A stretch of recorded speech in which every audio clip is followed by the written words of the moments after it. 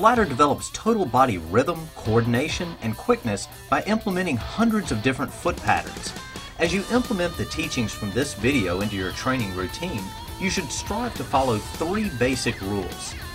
First, master the basic drills in each category before progressing to the more difficult drills. Second, as you perform each repetition, view the ladder in thirds and switch gears with each third. This means going slow enough in the first third to create a perfect rhythm and motion. In the second third, you should accelerate the perfect motion from the first. The final third is where you aim to reach top speed. Your goal is to never mess up and hit the ladder, but if it's going to happen, it should happen in the final third where you're really trying to step on the gas. Finally, as you move through the ladder, listen to your feet. Because each drill has its own unique pattern, it also has its own unique sound and beat. Concentrate on this sound and making it gradually increase in tempo. By following these 3 basic rules, you will ensure that you get the most out of your ladder training. On this first drill, the athlete alternately places one foot in each hole and concentrates on maintaining an upright posture. It is essential that the athlete learn to keep the backward snap of the elbow in sync with the feet. As the right elbow drives back, the right knee drives forward, and vice versa. Like with all drills on this video, only the front portion of the athlete's foot strikes the ground. 2-foot runs is performed exactly the same way as 1-foot runs, except that both feet must now land in each square. Motions here are shorter and faster than those used in 1-foot runs. Be sure to perform equal repetitions leading with your right and left foot. The most basic lateral motion drill is a lateral run. In this drill, both feet land in each square before moving on to the next square. It is of utmost importance that an athlete keep their shoulders in a position parallel with the sides of the ladder. By maintaining this position, the athlete is capable of reversing their movement from left to right. Athletes that begin to open their shoulders towards the direction they are moving leave themselves vulnerable to a cutback by the offensive player. As with all lateral drills, make sure you give equal attention to performing reps both to your left and right. The cross-country skier drill requires lateral balance and nimble feet. For this drill, the athlete begins with the lead foot in the first square and the trail foot directly behind and outside the first square.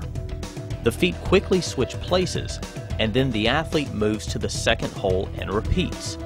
As with all lateral drills, the athlete should aim to keep his shoulders locked in a position parallel with the sides of the ladder. This version of hopscotch, the athlete starts with both feet inside the first hole, and then hops forward and lands with a foot on either side of the second hole.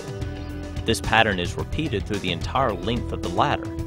The athlete should concentrate on maintaining a low center of gravity, especially as the speed of the hops increase. Straddle hops place the athlete in a low, wide-based defensive position. The athlete should pretend he has a board between his ankles that keeps the feet locked in approximately 2 feet or more of separation. Contacts with the ground should be light, quick, and only involve the ball of the foot. As with all drills in this section, the athlete should spend as little time as possible on the ground in between each hop. Jump cuts are great for any athlete that competes in a sport that requires the ability to cut on a dime. The athlete's feet are kept together and alternately hop in and out of the ladder. The knees should be bent to absorb shock, and a slightly crouched position should be maintained at all times. The crazy climber drill helps athletes develop a quick rebound off the ground and also enhances hip flexibility and rhythm. An athlete performing the crazy climber should keep his feet locked in approximately an 18-inch separation.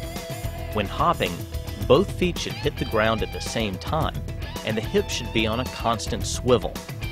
Notice that the athlete always pivots off the foot on the inside of the ladder, and that the athlete's upper body generally remains pointed towards the end of the ladder.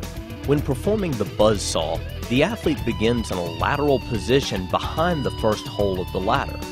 The athlete then steps into the first hole with the lead foot and then into the hole with the trail foot. The athlete then exits the hole by stepping out with the lead foot and then stepping out with the trail foot. The athlete should enter and exit each hole of the ladder with both feet before moving on to the next hole. This one is called a linear trail whip. Linear because the athlete is moving forward, and trail because the whip leg is behind the athlete. Here the athlete moves in a linear path and keeps the lead leg inside the ladder and hits every hole. The trail leg stays outside the ladder and alternately whips from side to side behind the athlete's body. The athlete's shoulders should stay aimed towards the end of the ladder throughout the repetition, and only the hips should rotate. This exercise requires a lot of rhythm and hip flexibility. The Icky Shuffle is one of the best drills that can be performed on the ladder. The foot pattern used in this drill involves stepping into each hole with both feet and then stepping to either side of the ladder with only one foot. Because this is such an important drill, we encourage athletes to take this one slow and really master it before moving on. Once the athlete masters the basic pattern of this drill, lightning speed can be achieved by concentrating on speeding up the sound of the feet.